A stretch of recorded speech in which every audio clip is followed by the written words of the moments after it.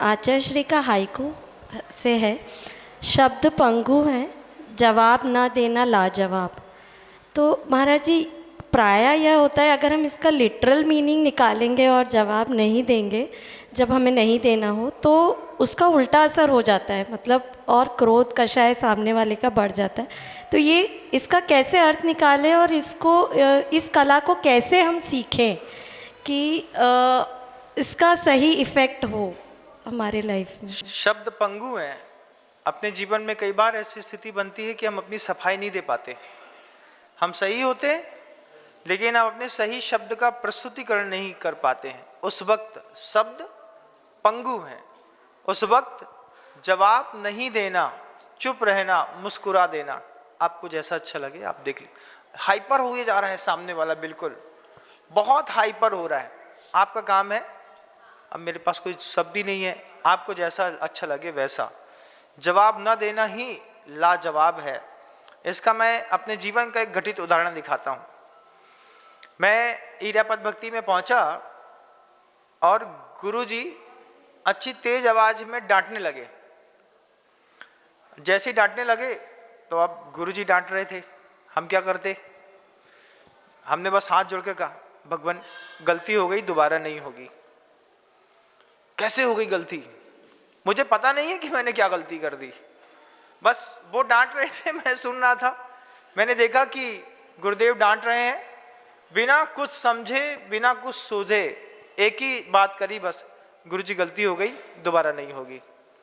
यही तो है, गलती करते हैं उसके बाद भी बोलते हैं कि दोबारा नहीं होगी। बात वहां पर आई गई होगी, आचार्य जी का किसी बात को लेकर के क्रोध रहा होगा। उनको लगा कि मैंने किया है तो मुझको तेज आवाज में उन्होंने डांट दिया। फिर शाम को पता चला कि मैंने कुछ किया ही नहीं है। जब शाम को पता चला कि कुछ किया ही नहीं है तो मैं शाम को गया नहीं गुरुजी के पास। हमने कहा अभी सुबह डांट पड़ी है, शाम को फिर से पड़ जाएगी तो बुरा लग जाएगा।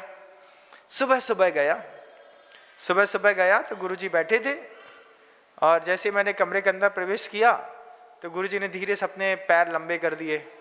अब जैसे वो पैर लंबे करते तो हमको तो पता था कि पैर लंबे कर दिए मतलब थोड़ी सी वैयावृत्ति का लाभ मिल सकता है। तो मैंने कहा कि थोड़ा सा वैयावृत्ति का लाभ ले लूँ, मुस्कुरा के कहा, जैसे हंस कर, हाँ लगा लो।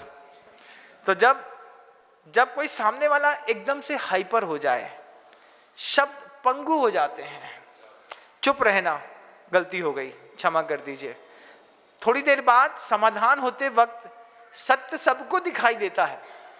जैसे ही सामने वाले को सत्य दिखाई देगा कि इसकी तो गलती नहीं थी, फिर उसके बाद कैसे नॉर्मल बिहेव कर लेते हैं। घर के अंदर पाया करके दाम्पत्य जीवन में ऐसा होता है, पति अच्छा हाइपर हो जाता है, तुमने ऐसा किया, तुमने ऐसा किया, तुमने ऐसा किया, तुमने ऐसा किया। पत्नी बिल्कुल सरेंडर जोन में रहती, चुप। बच्चे को बोलती तुम भी चुप रहो, पापा गुस्सा आ रहे हैं, कुछ मत कहना अभी, 6 घंटे शांति को जाने दो। शाम आते आते बिल्कुल लाइन अप हो जाता है बैल। हम तो समझे तुमने ऐसी गलती कर दी, हमने तुमको सबके सामने डांट दिया।